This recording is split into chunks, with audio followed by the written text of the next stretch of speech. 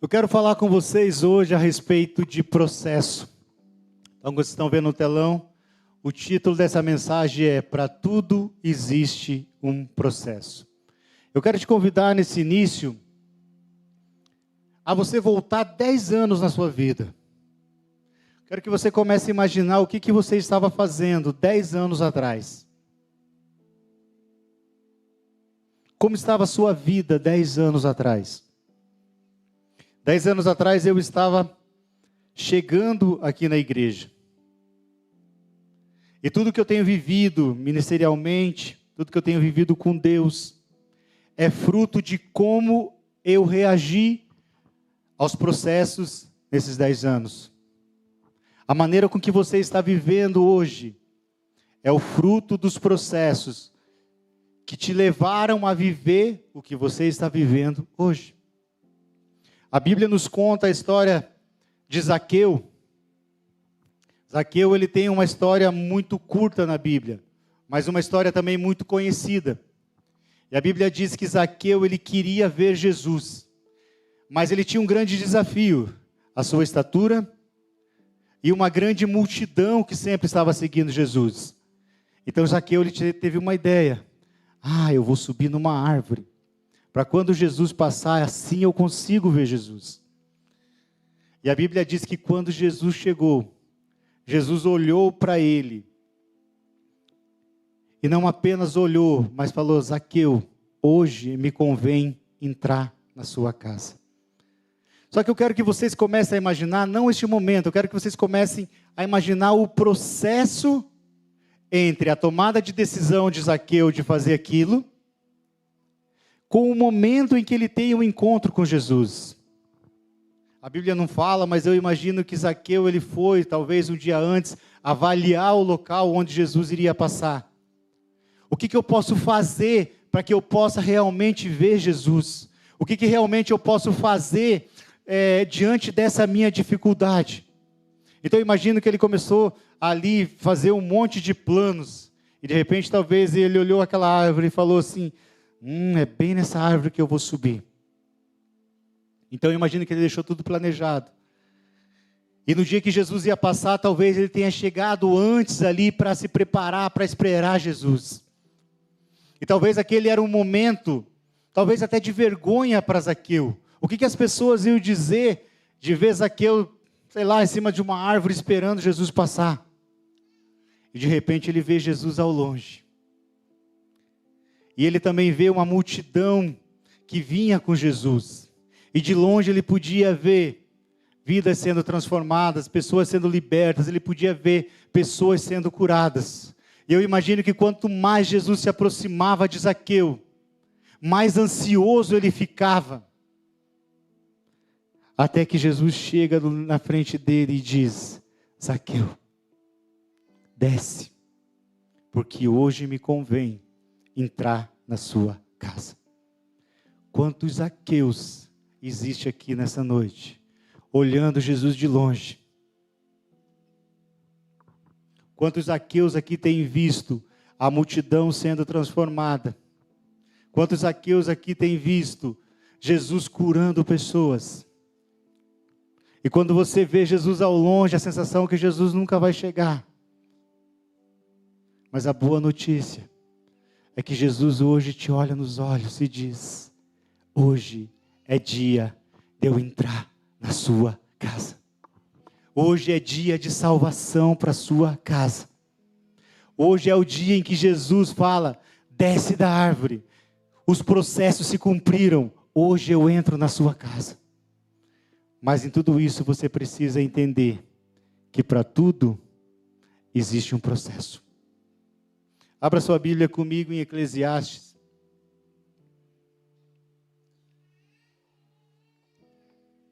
Eclesiastes no capítulo 3, vamos ler os versículos do versículo 1 ao 8.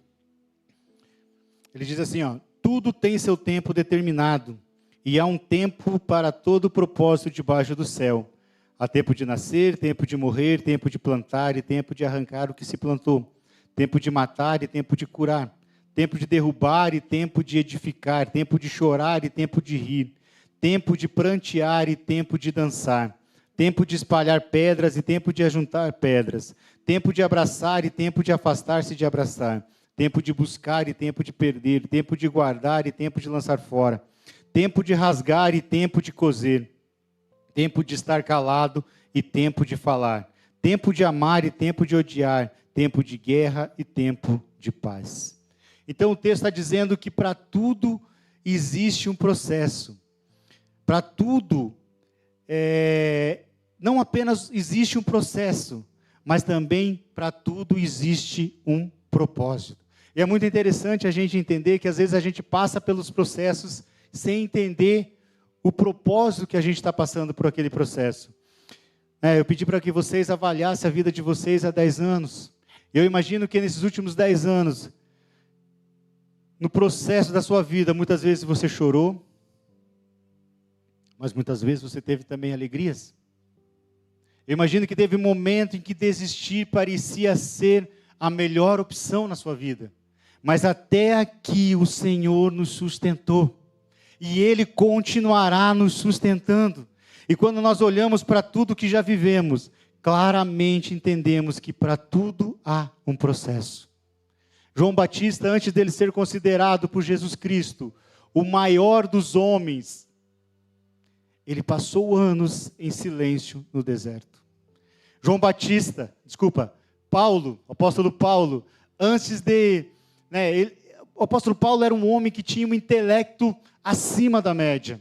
E quando ele tem um encontro com Jesus, Paulo fica isolado por 3 anos. Ninguém sabe notícias de Paulo durante 3 anos. Para quê? Para que ele desaprendesse tudo que ele havia aprendido até ali. Apóstolo Pedro era aquele que defendia com toda a força aquilo que ele acreditava. Mas ele passou pelo processo de negar a Jesus, para que ele entendesse que ele não era quem ele imaginava ser. Então todos os grandes homens, eles passaram por processos que o desafiaram, que o transformaram, que mudou, sabe? Esses processos mudaram a maneira como eles viam as coisas. E independente de onde você quer chegar, se perto, se longe, para tudo existe uma caminhada, para tudo existe uma jornada. E a transformação da nossa vida se dá mediante a maneira como nós enfrentamos essa jornada. Como o texto de Eclesiastes que nós lemos, que existe um tempo determinado para todas as coisas. E se nós não entendermos isso, nós temos grandes chances de desanimarmos na metade do caminho. Sabe, o texto ele nos ensina que existem várias fases, várias estações da nossa vida. E nosso grande desafio é identificar qual estação nós estamos vivendo. Se é uma estação difícil, se é uma estação onde as coisas estão dando erradas, o nosso grande desafio é vencer esses processos. Só que quando vem um processo bom, nós precisamos também saber aproveitar desses processos. Já viram aquelas pessoas que elas passaram por tantas coisas ruins na vida delas? E quando chega o tempo de coisas boas, o tempo de você estar alegre, você fica amarrado ao passado? Você fica amarrado aos processos ruins que aconteceram na sua vida? Já viram aquelas pessoas que, elas se tornam líderes de célula, por exemplo? E elas dizem, nossa, desde que eu assumi a célula, é só deserto, é só luta. Não é só luta, não. Vidas têm sido transformadas por aquilo que você está fazendo. Já viram aquelas pessoas que depois que elas se convertem, elas dizem, nossa, o inimigo tem se levantado, é claro. Você estava no caminho do inferno. Você estava condenado ao inferno. E Jesus te tirou de lá para caminhar com Ele rumo ao destino eterno ao lado dEle. Não é só luta. Não é só coisa ruim. Tem coisas boas na nossa caminhada com Deus. Então o Senhor nos diz que hoje é dia de nós esquecermos das coisas que ficaram para trás e prosseguirmos para aquelas que estão adiante.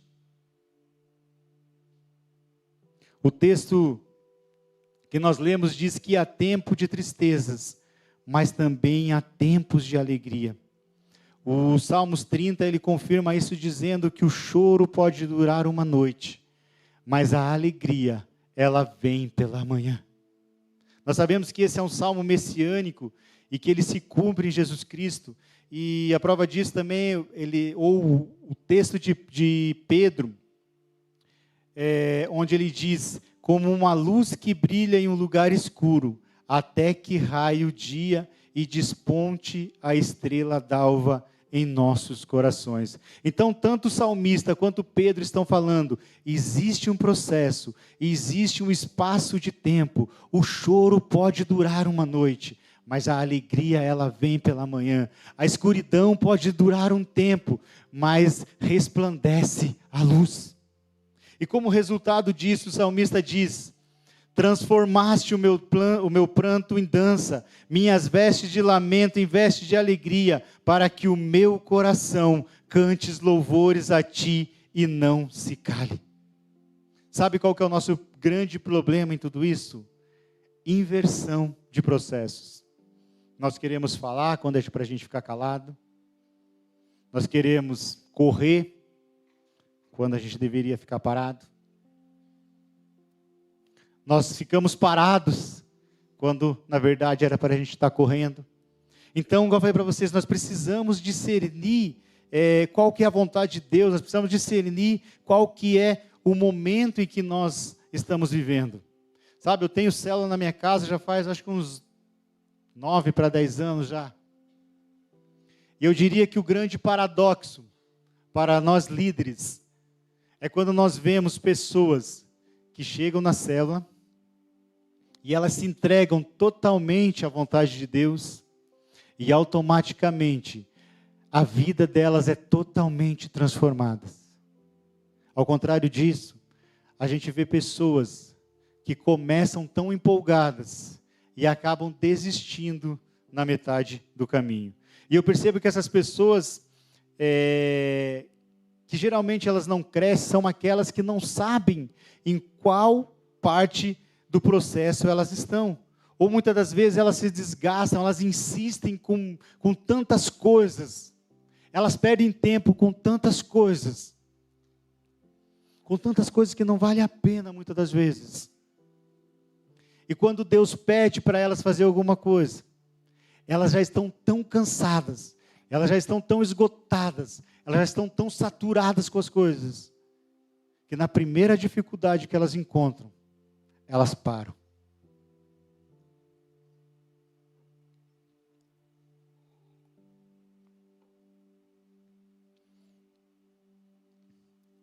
Eu vejo que essas pessoas, elas estão muito desgastadas. Eu não sei o que tem acontecido no nosso mundo, mas eu vejo que as pessoas, elas estão tão cansadas. Elas estão tão agarradas a algumas coisas. E Jesus descreve esse grupo de pessoas na parábola do semeador, e ele considera essas pessoas como a semente que caiu no meio dos espinhos. E ele diz que os espinhos são as preocupações, são as ilusões da vida que sufocam aquilo que Deus plantou em nosso coração. Sabe, meus irmãos, é tempo de nós limparmos do nosso coração tudo aquilo que tem sufocado o que Deus plantou em nós. É tempo de nós limparmos de tudo aquilo que tem nos afastado da presença de Deus. Tudo aquilo que tem nos levado para longe de Deus. Tudo aquilo que tem nos impedido de viver a vontade de Deus. No livro de Eclesiastes que nós lemos, se nós formos para os versículos 12 e 13, ele nos diz o seguinte: já tenho entendido que não há coisa melhor do que alegrar-se e fazer o bem na sua vida. E também que todo homem coma e beba e goze do bem do bem de todo o seu salário. Isto é um dom de Deus. Aqui, quando o autor ele associa comida e bebida ao trabalho, ele está falando do processo de plantio e colheita. E ele também diz que não há coisa melhor do que alegrar-se. E eu diria para vocês que a maior alegria que nós podemos ter é quando nós olhamos para os processos das nossas vidas se cumprindo. É tão triste quando nós plantamos algo e isso não dá em nada. É muito triste quando nós começamos algo e nós não conseguimos terminar aquilo que nós começamos. Então, quando nós conseguimos vencer um processo, quando nós conseguimos colher daquilo que nós plantamos, isso traz alegria ao nosso coração. Eu sei que durante o processo muitas das vezes é difícil, mas o Senhor nos diz através do profeta Neemias: portanto não fiquem tristes, pois a alegria do Senhor é a vossa força. Eu imagino que o maior momento de alegria na vida de Paulo, por exemplo, não foi quando ele teve um encontro com Jesus a caminho de Damasco. Como assim, Uziel? Que heresia é essa? Paulo tem um encontro com Jesus e você está dizendo que esse não foi o momento mais importante da vida dele? Isso foi, claro, algo extraordinário na vida de Paulo. Foi algo que mudou a vida de Paulo. Mas eu imagino que o maior momento de alegria de Paulo foi quando, no final da sua vida, ele fez uma avaliação de tudo aquilo que ele havia vivido, tudo aquilo que aconteceu desde aquele encontro lá atrás com Jesus, até o momento em que ele estava prestes a ser executado por causa do Evangelho. Eu imagino que Paulo faz essa avaliação. Eu imagino ele com lágrimas nos olhos, mas não de tristeza, mas de uma alegria que invadia seus pensamentos naquele momento. Então ele diz: combati o bom combate, completei a carreira. Quando Paulo se refere ao bom combate, significa que ele não perdeu tempo com coisas insignificantes. Ele combateu aquilo que o Senhor colocou na vida dele.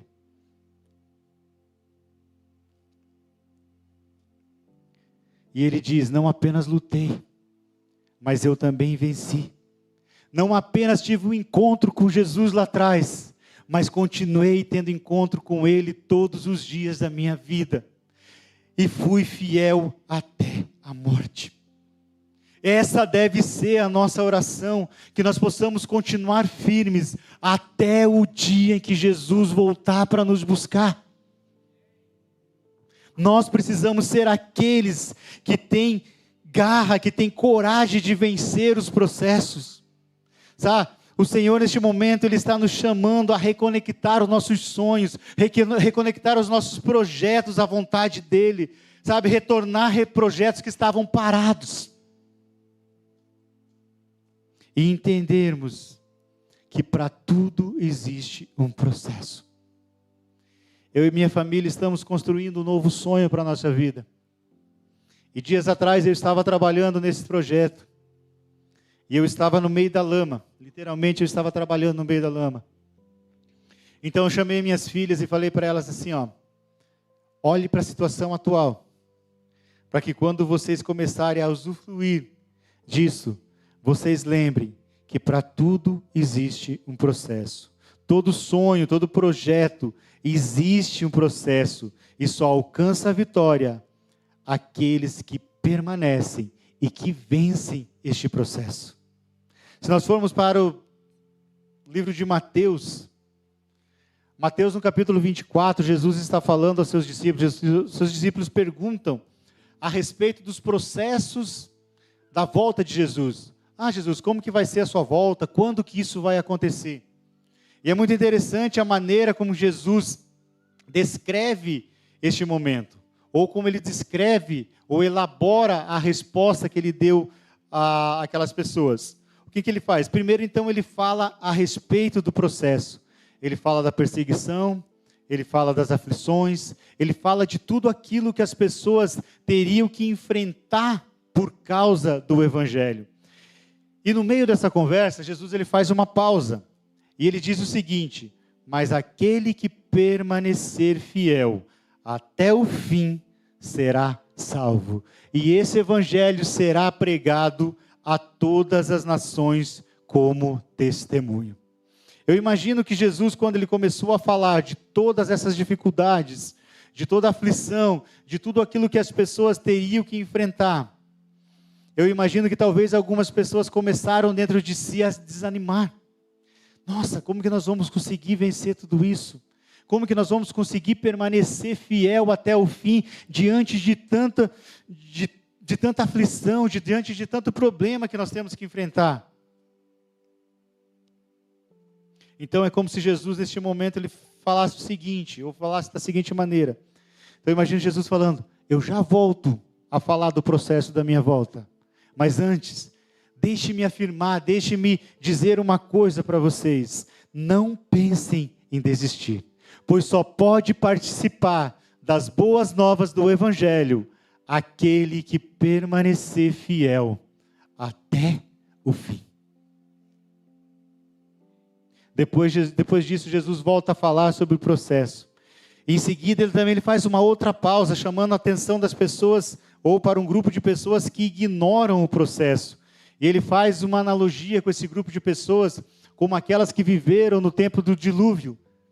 E ele diz que essas pessoas, elas estavam vivendo como se nada estivesse acontecendo, até que veio o dilúvio. Mas preste bem atenção no que Jesus diz: passará o céu e a terra, mas as minhas palavras não hão de passar. Agora, sabe o que é maravilhoso nessa história? A maior promessa que Jesus fez, na qual no mesmo capítulo de Mateus, ele nos diz o seguinte: e logo depois da aflição daqueles dias, então aparecerá no céu o sinal do Filho do Homem, e todas as tribos da terra se lamentarão, e verão o Filho do Homem vindo sobre as nuvens do céu, com poder e grande glória. E ele enviará os seus anjos com rijo clamor de trombeta, os quais ajuntarão os seus escolhidos desde os quatro ventos, de uma a outra extremidade dos céus. Você já parou para pensar quão maravilhoso será esse dia?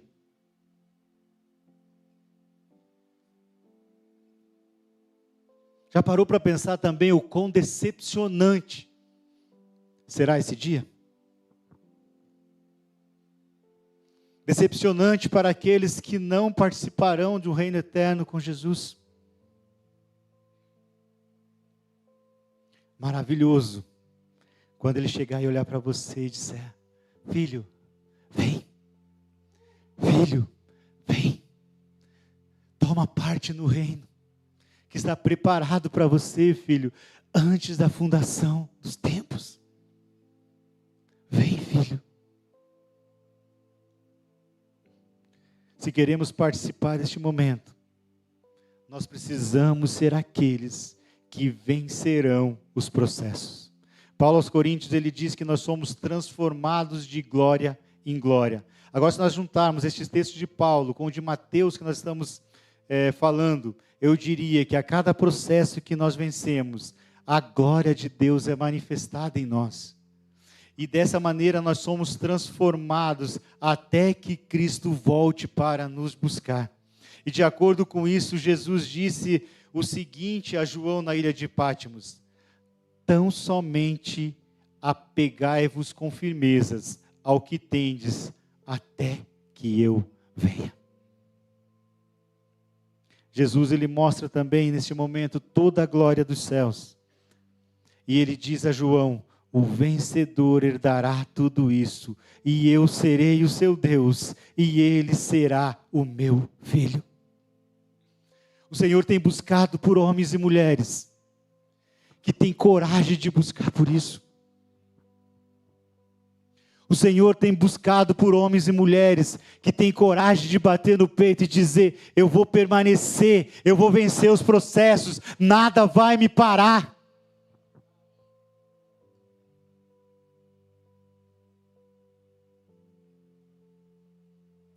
Agora, o que nós precisamos entender em tudo isso é impossível nós alcançarmos um objetivo sem nós enfrentarmos os processos.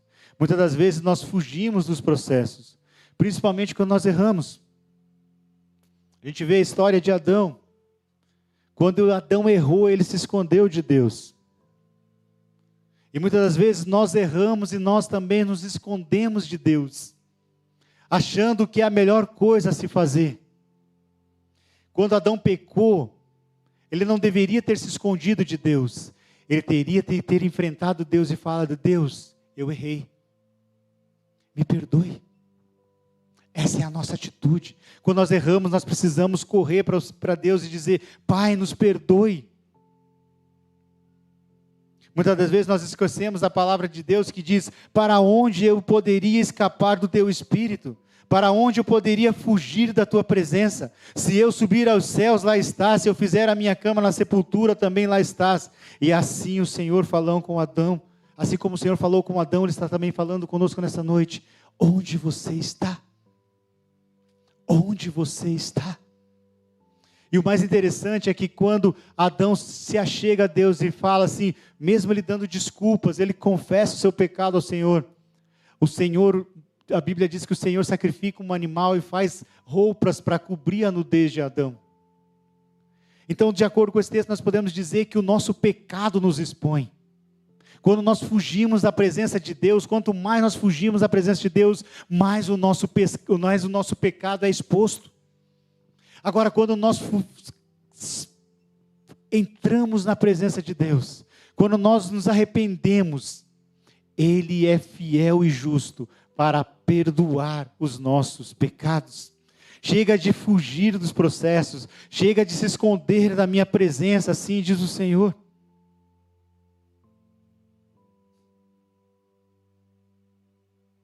Sabe, o que nos impede de vencermos os processos, não é porque nós somos fracos, é porque nós nos achamos fortes. Quando nós somos crianças, e ainda nós não sabemos andar, nós nos agarramos com toda a força na mão do Pai, porque a gente sabe, se a gente largar da mão do Pai, a gente vai cair. Mas chega um momento em que a gente acha que pode andar sozinho. Chega um momento que a gente diz: Pai, eu não preciso mais segurar na sua mão. Eu já consigo vencer sozinho, Pai. E sabe o que acontece? Quando nós largamos da mão do Pai, automaticamente nós caímos. Então deixe-me dizer algo para você aqui nessa noite. Se você começou hoje a sua caminhada com Cristo, você é dependente dEle. Se você começou a sua caminhada há 10 anos, você é dependente dEle. Se você caminhou a sua vida inteira com Deus, ainda assim, você é dependente dEle. E mesmo que existam situações que pareçam que você está sozinho, você não está sozinho. Mesmo diante do deserto, o Senhor está contigo. A sua nuvem te cobrirá durante o dia, e o seu fogo te aquecerá durante a noite. Sabe, numa conversa de Jesus com Pedro, ele diz o seguinte: Pedro, Satanás me pediu para te peneirar. Eu imagino que Pedro nesse momento todo feliz. Nossa, como é bom caminhar com Cristo. Naquele momento ele está dizendo: nossa Jesus, obrigado por estar comigo. É claro que o Senhor não deixou, né? E Jesus responde: deixei, Pedro. Então eu imagino que o semblante de Pedro começa a cair neste momento. E Jesus diz o seguinte para ele: permiti, Pedro, e orei por você, para que você seja fortalecido, e depois de vencer esse processo, você também fortaleça os seus irmãos. O Senhor te diz nessa noite: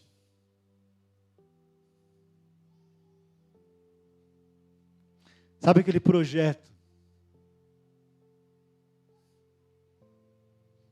que você começou há muito tempo? Já era para ter se cumprido, ó.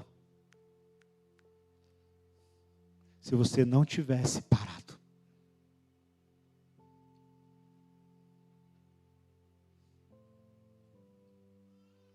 Mas o Senhor, Ele não mudou os planos. O Senhor não muda os planos. Aquilo que Ele te prometeu, Ele é fiel para cumprir. E Ele te chama a se colocar de novo no caminho e viver tudo aquilo que Ele tem para a sua vida. Coloca para mim na tela, por favor, Salmos 33, versos 6 ao 9.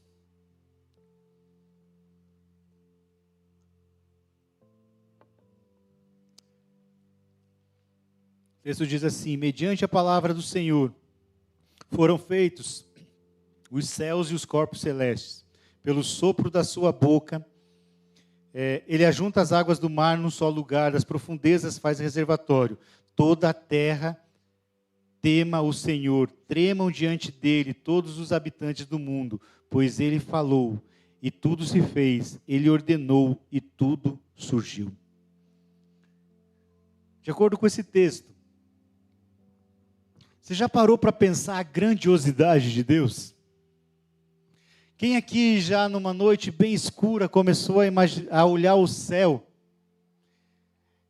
e conseguiu ver a quantidade de estrelas que existe lá? Você já parou para imaginar como que o Senhor criou isso? A Bíblia diz que foi com o sopro da sua boca. Então Deus, e as estrelas surgiram. Você já pensou na grandiosidade que é o seu Deus? Agora, o que isso tem a ver com processos? Se nós formos para o livro de Gênesis, no relato da criação, é muito fácil nós entendermos ou percebermos que Deus criou, ou tudo que Deus criou, houve um processo. Deus poderia, na sua grandiosidade, no seu poder, Ele ter simplesmente falado: faça-se a criação, a terra, da maneira que eu quero. E tudo havia se feito. Mas Deus sistematizou a criação. E Ele não apenas sistematizou, mas Ele não ignorou nenhuma parte do processo. E ainda mesmo no seu grande poder, depois de ter feito tudo, Ele avaliou o que Ele havia criado. Gênesis 1:31 diz assim, e viu Deus tudo quanto tinha feito, e eis que era bom. A expressão viu Deus significa que Ele avaliou tudo aquilo que Ele criou. Então Deus criou algo, Ele foi e avaliou. E Ele chegou à conclusão de que o que Ele fez era bom. Agora, talvez, naquela primeira avaliação que eu pedi para vocês fazerem da vida de vocês, talvez nessa avaliação você olhou para a sua vida e fala assim: Osiel, não existe mais saída para mim. Não existe mais uma saída, não existe mais uma possibilidade de se mudar a minha realidade.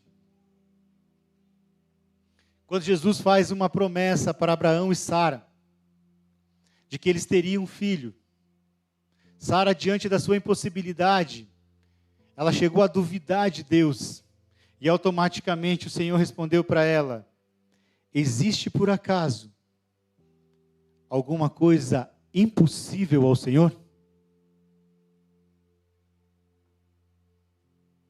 Para você talvez não haja uma saída. Mas Deus diz nesse momento: eu posso. Osiel, eu não consigo mudar a situação do meu casamento. O Senhor diz: eu posso. Os médicos dizem que não pode me curar. O Senhor diz: eu posso. Eu não consigo vencer a minha ansiedade. Eu não consigo vencer a minha depressão. O Senhor te diz: eu posso.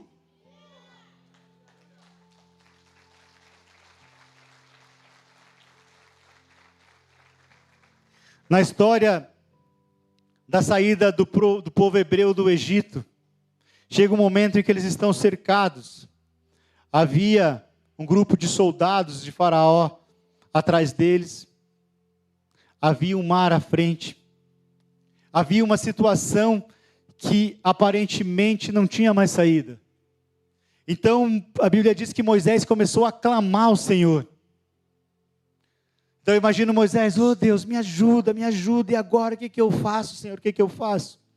E o Senhor responde: Moisés, diga ao povo que marche. Talvez Moisés fale assim: mas Deus, marchar para onde?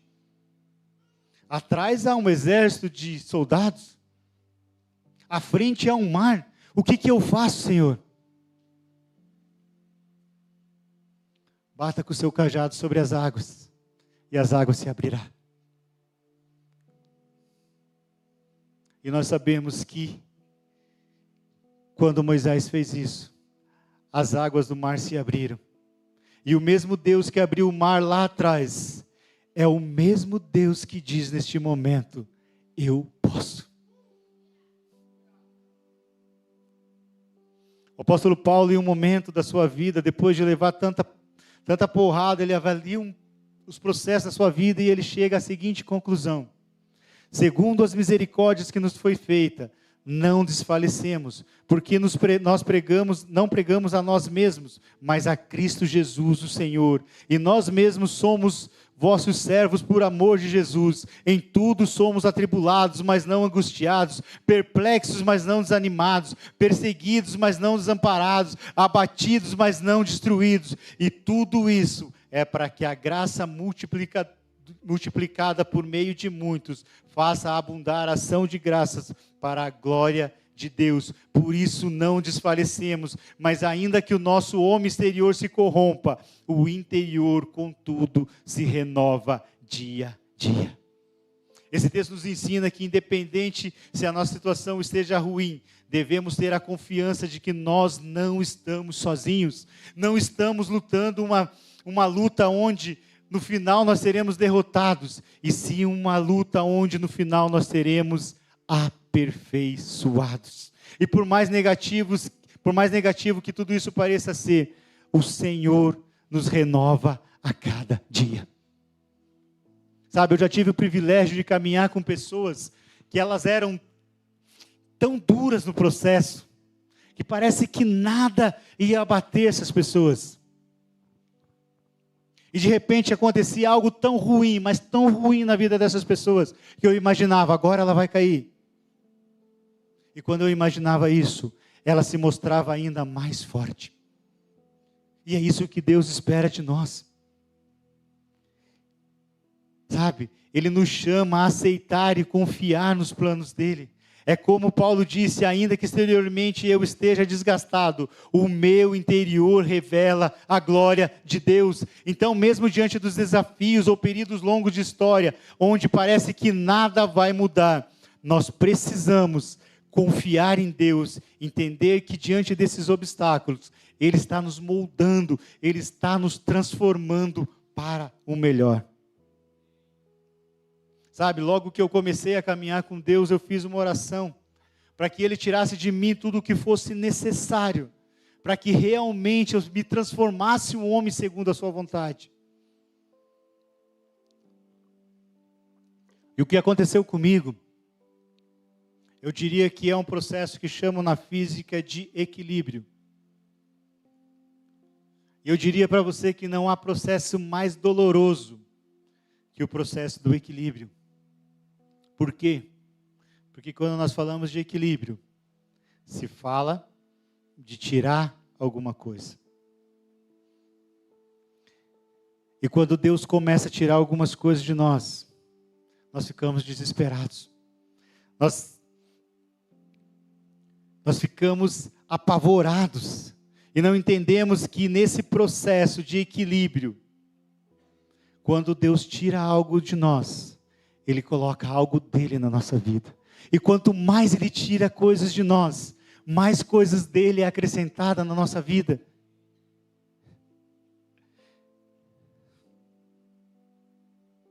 Então quando Deus olha para você como uma balança, Ele te diz: eu preciso tirar isso da sua vida. Não veja isso como algo ruim. Veja isso como algo bom. E o Senhor tem chamado nessa noite pessoas a trocar de fardo com Ele. Pessoas que têm carregado fardos que não é seu. Pessoas têm carregado fardos que o Senhor não colocou na sua vida. Que o Senhor não pediu para você carregar.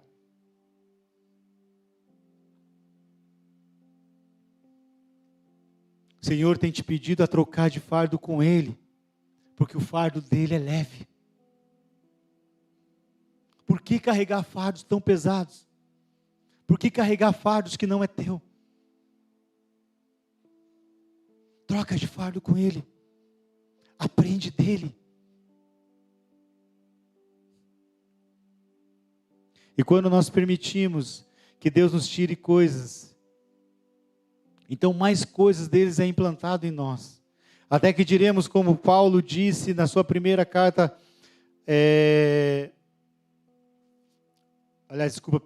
Pedro disse na sua primeira carta, no capítulo 5, no versículo 10. Põe para mim na tela, por favor. O texto diz assim, o Deus de toda graça que os chamou para a sua gloriosa e eterna, sua glória eterna em Cristo Jesus, depois de terem sofrido durante pouco tempo, os restaurará, os confirmará, lhes dará forças e porá sobre firmes alicerces. O Deus de toda graça os chamou, e se Ele te chamou, é Ele quem te sustenta.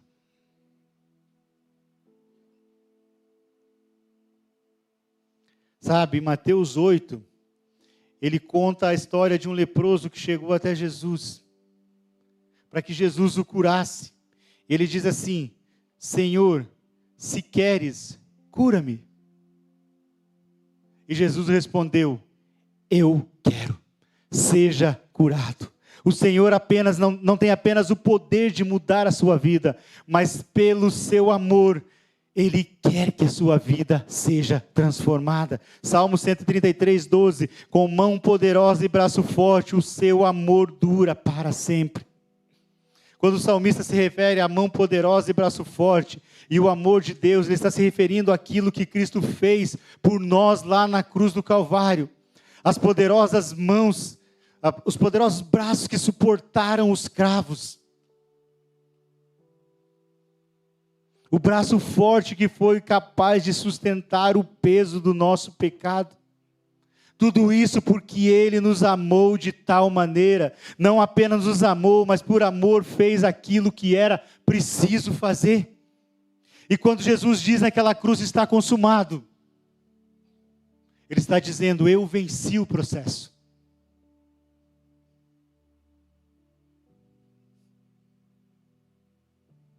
E mesmo quando todos achavam que Ele havia falhado na sua missão, Ele se levanta e diz: eu sou aquele que vive.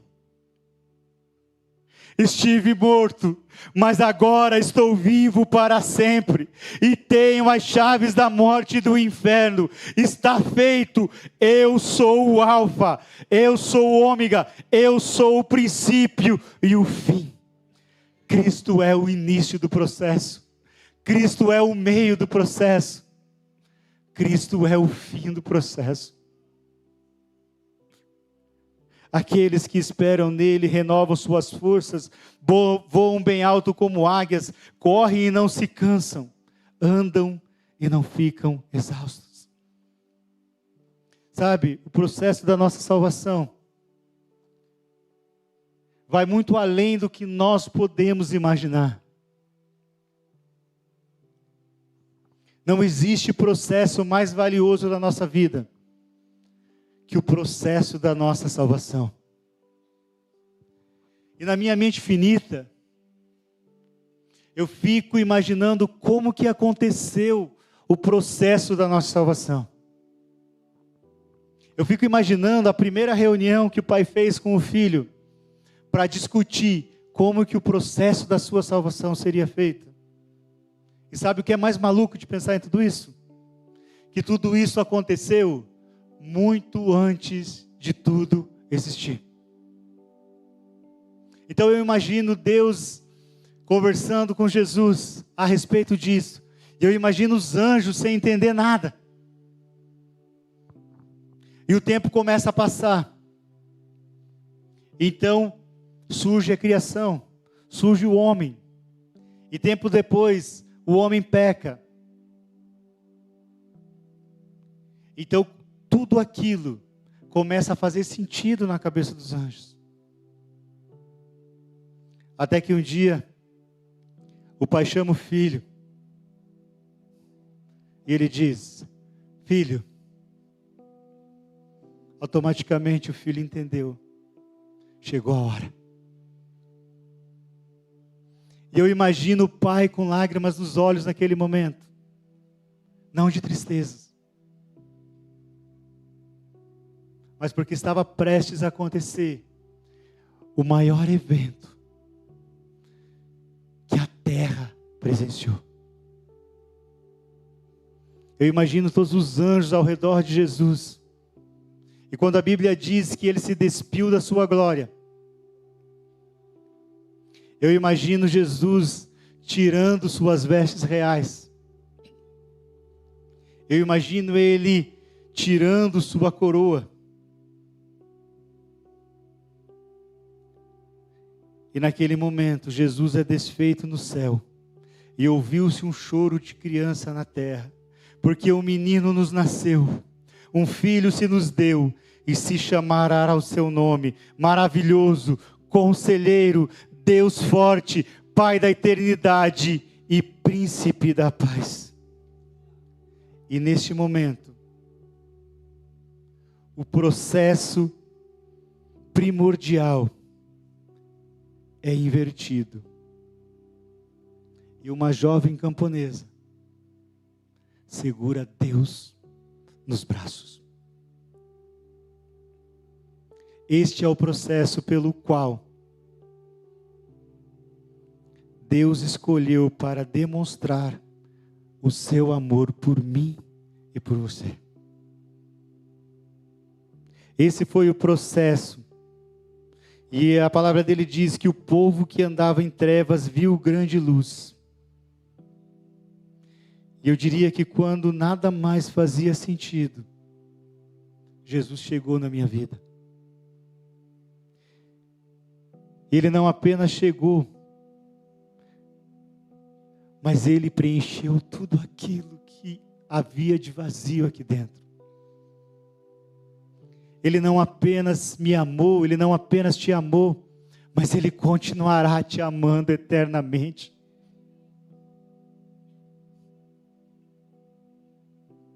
Ele continuará mudando a nossa história. Ele continuará te forjando. Ele continuará te moldando. Até que nós sejamos aquele quem Ele planejou para nós. E para terminar, eu quero voltar lá no primeiro versículo que nós lemos. O texto diz assim: tudo tem o seu tempo determinado, e há um tempo para todo o propósito debaixo do céu. Quero te convidar a fechar seus olhos.